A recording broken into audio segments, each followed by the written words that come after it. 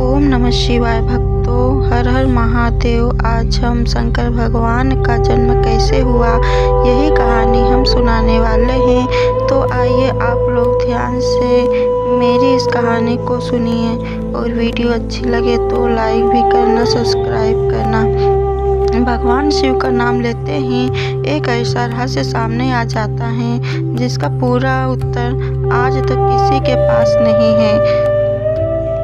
ब्रह्मा को सृष्टि का रचयिता कहा जाता है, विष्णु को पालन करता कहा जाता है और शिव को संहार करता भी कहा जाता है। लेकिन सबसे बड़ा प्रश्न यह है कि जब सृष्टि की शुरुआत नहीं हुई थी तब शिव कहाँ थे? क्या उनका भी जन्म हुआ था? वे सृष्टि से पहले से ही मौजूद थे। कई प्राचीन ग्रंथों में लिखा है कि शिव का जन्म नहीं हुआ था, यानी उनका जन्म किसी माता पिता से नहीं हुआ था बल्कि वे स्वयं प्रकट हुए थे। लेकिन अगर ऐसा होता तो फिर उनका प्रकट होना कैसे संभव होता? क्या वे सच में अनंत से ही प्रकट हुए थे जैसे कुछ पुराणों में वर्णन मिलता है, या फिर शिव या ब्रह्मांडीय ऊर्जा का रूप है जिसे पूरी सृष्टि की शुरुआत हुई थी? एक और रहस्य यह भी है कि जब ब्रह्मा और विष्णु के बीच ये विवाद हुआ था कि सबसे बड़ा कौन है, तभी अचानक एक ऐसा अग्नि स्तंभ प्रकट हुआ जिनका ना आदि दिखाई दे रहा था और ना ही अंत दिखाई दे रहा था। उसी रहस्यमय स्तंभ को शिव का दिव्य रूप प्रकट हुआ था। लेकिन सवाल यह उठता है कि क्या यह केवल एक पौराणिक कथा है या इसके पीछे कुछ रहस्य है जिसे आज तक मनुष्य पूरी तरह से नहीं जान पाया। यही कारण है कि भगवान शिव को केवल एक देवता नहीं बल्कि स्वयं सृष्टि का सबसे बड़ा रहस्य माना जाता है। आइए अब इस पूरे रहस्य को थोड़ा गहराई से समझने की कोशिश करते हैं। भगवान शिव का जन्म कैसे हुआ? सबसे पहले यह जानना जरूरी है कि शिव के बारे में जो बातें प्राचीन ग्रंथों में कही गई हैं वे दूसरे देवताओं से बिल्कुल अलग है। ब्रह्मा का जन्म कमल से, विष्णु का जन्म क्षीर सागर से, लेकिन जब बात शिव भगवान की आती है तो अधिकतर ग्रंथ एक ही बात कहते हैं कि शिव का जन्म किसी माता पिता से नहीं हुआ है। कहा जाता है कि जब सृष्टि की शुरुआत भी नहीं हुई थी, जब न धरती थी, न आकाश था, न समय था, न ही कोई जीव था, उस समय पूरा ब्रह्मांड एक गहरे अंधकार और शून्य में डूबा हुआ था। उस समय न दिन था और न ही रात थी, न दिशा, न कोई गति। लेकिन इसी शून्य के बीच एक ऐसी अद्भुत शक्ति मौजूद थी जिसे समझ पाना किसी के लिए आसान नहीं था।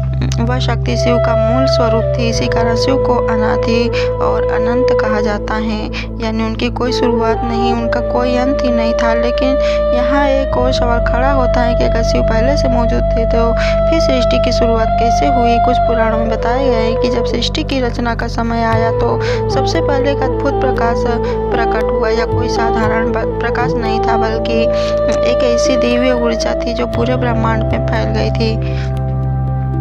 कई साधु और विद्वान मानते हैं कि वही ऊर्जा शिव का वास्तविक स्वरूप है। यही कारण है कि शिव को केवल एक देवता नहीं बल्कि पूरी सृष्टि के मूल शक्ति माना जाता है। इसी वजह से शिव को महादेव कहा जाता है। लेकिन यह रहस्य यही नहीं खत्म होता, क्योंकि आगे एक ऐसी घटना का वर्णन मिलता है जिसे ब्रह्मा विष्णु दोनों जैसे महान देवताओं को भी हैरान कर दिया है। कहा जाता है कि एक समय ऐसा आया जब ब्रह्मा और विष्णु के बीच यह विवाद शुरू हो गया कि इस ब्रह्मांड में सबसे बड़ा कौन है। तो दोनों ने अपने अपने को शक्तिशाली मान रहे थे और यही विवाद धीरे धीरे इतना बढ़ गया कि पूरा ब्रह्मांड जैसे उस बहस को देख रहा था। तभी अचानक कुछ ऐसा शुरू हुआ जिसने दोनों को चुप कर दिया। आकाश के बीचों बीच एक विशाल और अनंत स्तंभ प्रकट हुए। उस अग्नि स्तंभ का न ऊपर का अंत दिखाई दे रहा था न नीचे का। उनकी चमक इतनी तेज थी कि उसे देखकर कोई भी समझ नहीं पा रहा था कि यह क्या है, कहाँ से आया। यह घटना जिसने यह सिद्ध किया कि शिव का रहस्य साधारण नहीं बल्कि पूरे ब्रह्मांड से जुड़ा हुआ है। लेकिन वह अनंत अग्नि स्तंभ प्रकट हुआ तो ब्रह्मा और विष्णु दोनों ही उसे देखकर हैरान रह गए। उन्होंने पहले कभी ऐसा नहीं देखा। वह अग्नि स्तंभ इतना विशाल और इतना तेज था कि उनकी रोशनी पूरे ब्रह्मांड में फैल गई। सबसे बड़ी बात यह है कि उनका न ऊपर का अंत दिखाई दे रहा था न नीचे का अंत दिखाई दे रहा था। तभी दोनों के मन में एक विचार आया। उन्होंने सोचा कि जो इस अग्नि स्तंभ का आदि और अंत नहीं खोज पाया वही इस ब्रह्मांड की सबसे बड़ी शक्ति माना जाएगा। इसके बाद ब्रह्मा और विष्णु ने उस रहस्य को जानने का निर्णय किया। ब्रह्मा जी ने हंस का रूप धारण किया और अग्नि स्तंभ की ओर उड़ने लगे ताकि उनका अंत खोज सके। तभी भगवान विष्णु ने वराह का रूप लिया और नीचे की ओर गहराइयों में जाने लगे ताकि यह पता चल सके कि अग्नि स्तंभ कहाँ से शुरू हुआ है। कहते हैं दोनों देवता हजारों वर्षों तक उस अग्नि स्तंभ का अंत खोजने की कोशिश कर रहे थे।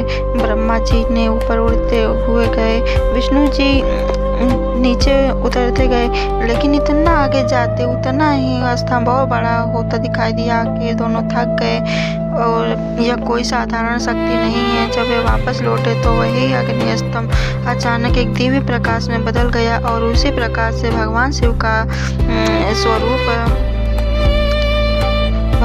का स्वरूप प्रकट हुआ।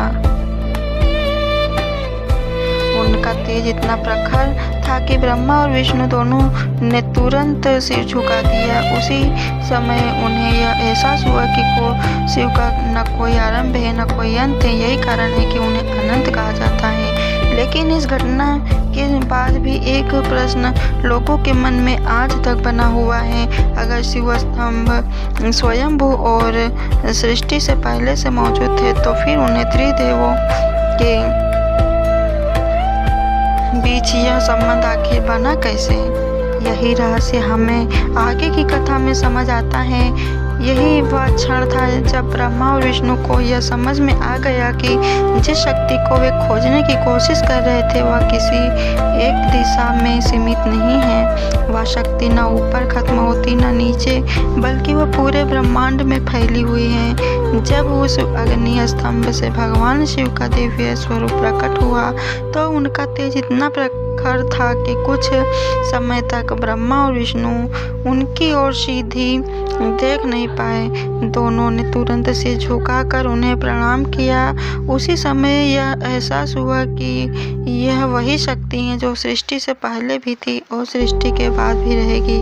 कई पुराणों में बताया गया कि यही कारण है कि शिव को अनादि और अंत कहा जाता है, यानी उनकी कोई शुरुआत नहीं है और न ही उनका कोई अंत है। अगर शिव से पहले से मौजूद थे तो फिर ब्रह्मा और विष्णु की भूमिका क्या थी? कुछ ग्रंथों के अनुसार जब सृष्टि की रचना शुरू हुई तो ब्रह्मांड को चलाने के लिए तीनों शक्तियों की आवश्यकता थी। एक शक्ति जो सृष्टि की रचना करे, दूसरी जो उनका पालन करे और तीसरी शक्ति जो समय आने पर उनका संहार करे ताकि नई सृष्टि का निर्माण हो सके। इसी कारण ब्रह्मा को सृष्टि का रचयिता माना जाता है, विष्णु को पालन करता और शिव को संहार करता माना जाता है। वे सृजन और परिवर्तन दोनों के प्रतीक हैं। जब कोई चीज में खत्म होती है तभी किसी नई चीज की शुरुआत होती है। इसी परिवर्तन की शिव का स्वरूप माना जाता है। यही कारण है कि शिव को महादेव कहा जाता है।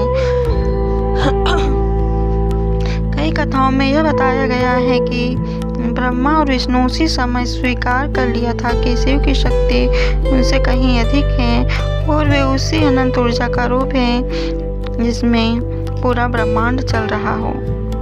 लेकिन कहानी यही समाप्त नहीं होती, क्योंकि उनके बाद यह एक और रहस्य आने लगता है जिसने लोगों को सदियों से सोचने पर मजबूर किया है। अगर शिव का कोई जन्म नहीं हुआ तो फिर रुद्र का जन्म कैसे हुआ? आखिर रुद्र का संबंध भगवान शिव से कैसे जुड़ा है, जो आगे चलकर शिव के एक और रहस्यमय रूप को सामने लाती है? इस सवाल का जवाब हमें कुछ प्राचीन ग्रंथों से मिलता है। कहा जाता है कि जब ब्रह्मा जी सृष्टि की रचना कर रहे थे तब उन्हें यह एहसास हुआ कि सृष्टि को संतुलित रखने के लिए केवल रचना और पालन ही पर्याप्त नहीं है। समय आने पर परिवर्तन भी जरूरी है ताकि नई सृष्टि का मार्ग खुल सके। इसी विचार से उन्होंने एक दिव्य शक्ति को प्रकट करने का संकल्प किया। कहते हैं कि उसी समय ब्रह्मा जी के भीतर एक तेजस्वी बालक प्रकट हुआ।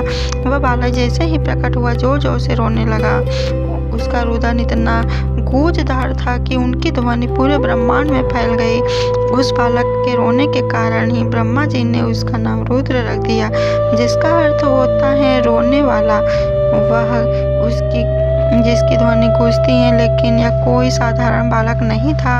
उसका तेज प्रकाश प्रबल था। उसकी शक्ति को देखकर स्वयं ब्रह्मा जी भी आश्चर्य में पड़ गए थे। कहते हैं कि वह बालक शांत नहीं हो रहा था, लगातार रोता ही जा रहा था। तब ब्रह्मा जी ने उसे अलग अलग नामों से पुकारना शुरू किया। कई ग्रंथों में कहा गया है कि उन्होंने उसके नाम दिए और हर नाम का एक अलग शक्ति का प्रतीक था। धीरे धीरे वह बालक शांत हो गया। विद्वान मानते हैं कि यही रुद्र आगे चलकर भगवान शिव के एक रूप के रूप में प्रसिद्ध होंगे। यानी शिव और रुद्र अलग नहीं बल्कि एक ही शक्ति के दो रूप माने जाते हैं। एक रूप वह जो अनंत और स्वयं भू है, और दूसरा वह जो सृष्टि के संतुलन के लिए प्रकट होता है।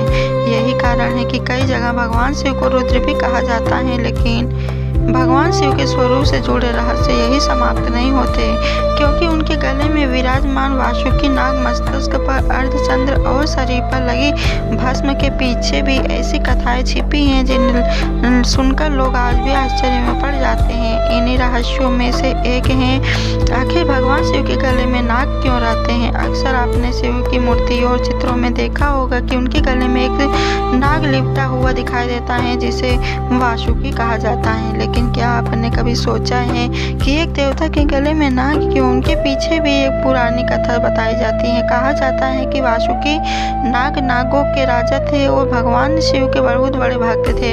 उनका एक ही इच्छा थी कि वे हमेशा महादेव के पास रहे, उनकी सेवा करें, उनके बीच रहें। जब देवताओं और दानवों के बीच समुद्र मंथन हुआ, इस मंथन के लिए मंदरांचल पर्वत को मथानी बनाया गया। वासुकी नाग को रस्सी की तरह प्रयोग किया गया।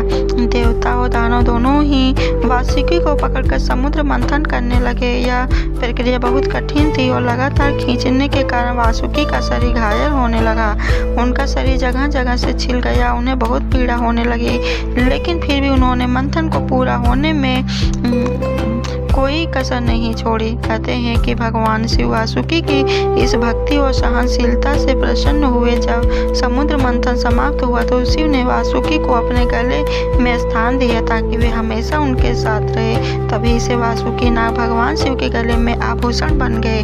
कई लोग यह भी मानते हैं कि नाग समय और मृत्यु का प्रतीक होते हैं। शिव के गले में नाग का होना यह दिखाता है कि महादेव समय और मृत्यु दोनों के स्वामी हैं। लेकिन भगवान शिव के स्वरूप से जुड़ा एक और रहस्य भी है, जिसे देखकर लोग हमेशा हैरान रहते हैं। आपने देखा होगा कि शिव के मस्तक पर हमेशा अर्धचंद्र दिखाई देता है। आखिर भगवान शिव के चंद्रमा के अपने मस्तक पर क्यों धारण किया, इसके पीछे भी एक रोचक कथा बताई जाती है। कहा जाता है कि प्रजापति दक्ष ने अपनी 27 पुत्रियों का विवाह चंद्रदेव से किया था। यह 27 पुत्रियां दरअसल आकाश के 27 नक्षत्रों का प्रतीक मानी जाती हैं। विवाह के समय चंद्रदेव ने वचन दिया था कि वे सभी पत्नियों को सम्मान, प्रेम और समान व्यवहार करेंगे, लेकिन समय बीतने के साथ चंद्रदेव का झुकाव एक पत्नी रोहिणी और अधिक प्रेम हो गया। वे अधिकतर उसी के साथ समय बिताने लगे और बाकी पत्नियां उपेक्षित महसूस करने लगी। धीरे धीरे यह बात अन्य पत्नियों को तक पहुंची और वे बहुत दुखी हुए और उन्होंने अपने पिता दक्ष प्रजापति से उनकी शिकायत की। जब दक्ष को यह बात पता चली तो वे अधिक क्रोधित हुए। उन्होंने चंद्रदेव को श्राप दिया उनकी चमक धीरे धीरे खत्म हो जाए और वे क्षीण होते चले गए। इस श्राप के कारण चंद्रदेव की शक्ति कम होने लगी और उनकी रोशनी घटती गई। परेशान होकर चंद्रदेव कई देवताओं के पास सहायता मांगने आए, लेकिन किसी के पास उनका समाधान नहीं था। आखिरकार वे भगवान शिव की शरण में पहुंचे और उनसे प्रार्थना करने लगे। कहते हैं कि चंद्रदेव ने कठोर तपस्या की और महादेव से दया की विनती की। उनकी भक्ति से प्रसन्न होकर भगवान शिव ने उन्हें अपने मस्तक मस्तिष्क पर स्थान दिया।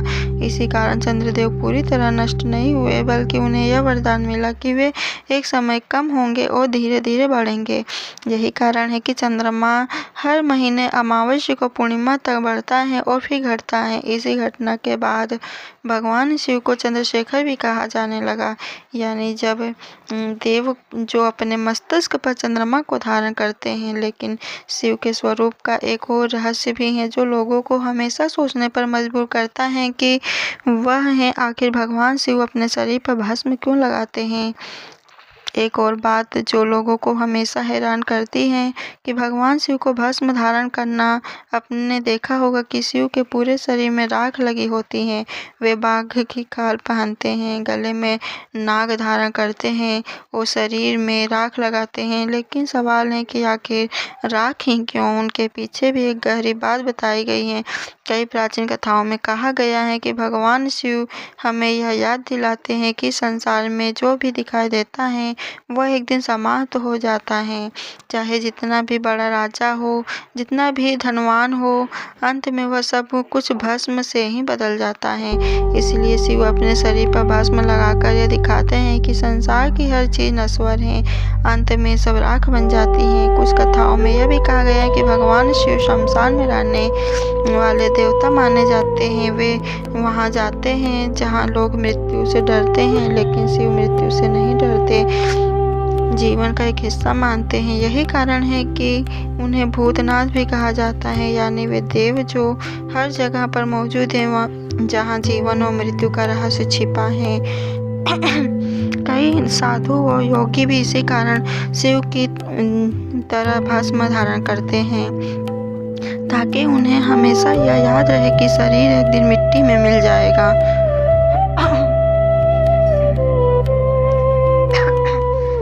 लेकिन आत्मा हमेशा बनी रहती है। शिव का यह रूप हमें यह सिखाता है कि अहंकार, धन और दिखावे से कोई महत्व नहीं है। लेकिन भगवान शिव के स्वरूप का एक ऐसा रहस्य भी है जो उतना ही रोचक है।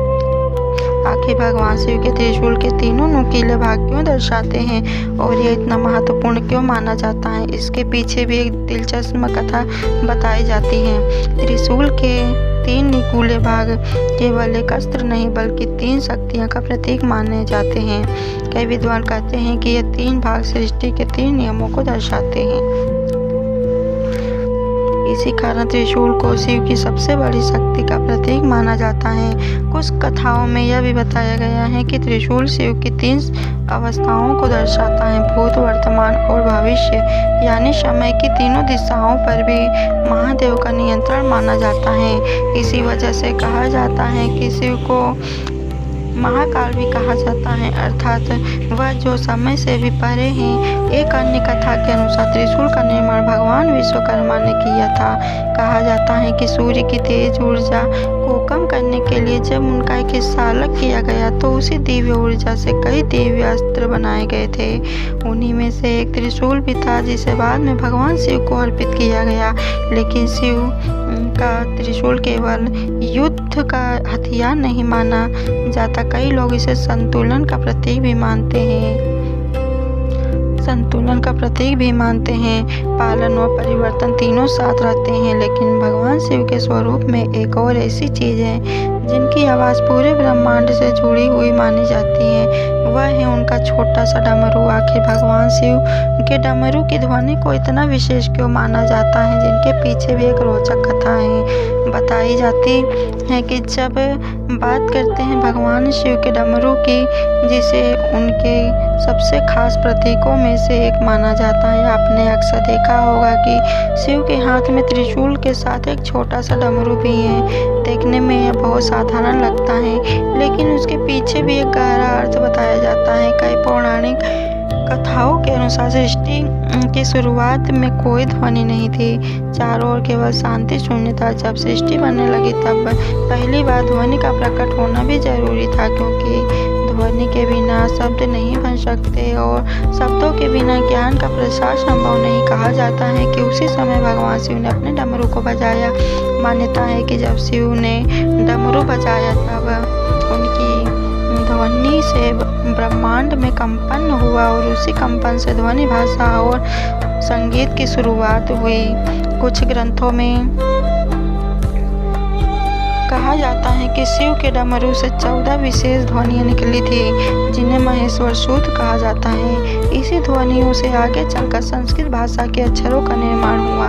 इसलिए कई विद्वान मानते हैं कि शिव केवल योग और ध्यान के देव नहीं बल्कि ज्ञान और ध्वनि के भी स्रोत माने जाते हैं। जब भगवान शिव तांडव नृत्य करते हैं और डमरू बजाते हैं तब केवल एक ही नृत्य नहीं बल्कि सृष्टि के चलने का प्रतीक माना जाता है। यह दिखाता है कि ब्रह्मांड हमेशा गति में है और हर क्षण परिवर्तन हो रहा है। लेकिन भगवान शिव के जीवन में जुड़ा एक और रहस्य भी है जिससे कई लोगों को हैरान किया है। आपने अक्सर सुना होगा कि शिव को भांग और धतूरा पसंद है। आखिर भगवान शिव को भांग और धतूरा क्यों चढ़ाई जाती है और उनके पीछे क्या कारण हो सकता है, यह भी एक रोचक कथा है। अब बात करते हैं कि ऐसे प्रश्न की जो अक्सर लोगों के मन में आता है, आखिर भगवान शिव को भांग धतूरा क्यों चढ़ाया जाता है। आपने देखा होगा कि शिव मंदिरों में भक्त जल बेलपत्र साथ भांग धतूरा भी चढ़ाते हैं। पहली नज़र में यह थोड़ा अजीब लगता है, लेकिन इसके पीछे भी कथा बताई जाती है। कहा जाता है कि जब देवताओं और दानवों के बीच मंथन हुआ तो उस मंथन में कई दिव्य वस्तुएं निकली, लेकिन उन्हीं के साथ एक अत्यंत खतरनाक विष भी प्रकट हुआ जिसे हलाहल विष कहा गया। यह विष इतना शक्तिशाली था कि अगर पूरे ब्रह्मांड में फैल जाता तो सृष्टि विनाश हो जाती। देवी और देवता दानव दोनों इस विष से डर गए और किसी को समझ नहीं आया कि उसका अंत कैसे करें। कहा जाता है कि महादेव ने बिना देर किए उस विष को अपने हाथ में लिया और उसे पी लिया ताकि पूरा संसार सुरक्षित रह सके। लेकिन विष इतना तेज था कि शिव के गले में जलन होने लगी। तभी माता पार्वती ने उनकी रक्षा के लिए उस विष को उनके गले में ही रोक दिया। इसी कारण भगवान शिव का गला पीला पड़ गया और तभी से उन्हें नीलकंठ भी कहा जाने लगा।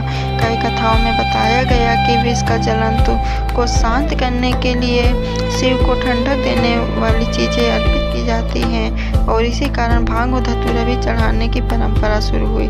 लेकिन भगवान शिव से जुड़ा एक और रहस्य है जिसे सदियों के लोगों को आकर्षित किया है और यह कैलाश पर्वत। आखिर कैलाश पर्वत को इतना रहस्यमय क्यों माना जाता है, क्यों कहा जाता है कि वही भगवान शिव का निवास है। यही रहस्य हमें आगे समझ में आता है। तो दोस्तों, भगवान शिव के जन्म और उनके स्वरूप से जुड़े यह रहस्य हमें यह समझाते हैं कि महादेव केवल एक देवता नहीं बल्कि पूरी सृष्टि की उस शक्ति का प्रतीक है जो निर्माण भी करती है, पालन भी करती हैं और समय आने पर परिवर्तन भी करती हैं। उनके हर रूप के पीछे कोई न कोई गहरी सीख छुपी है। अगर आपको भगवान शिव से जुड़े ऐसे ही रहस्य और प्राचीन कथाओं का जानना अच्छा लगता है तो इस वीडियो को लाइक करें और चैनल को सब्सक्राइब करें और नेक्स्ट वीडियो में जल्दी मिलेंगे। तब तक के लिए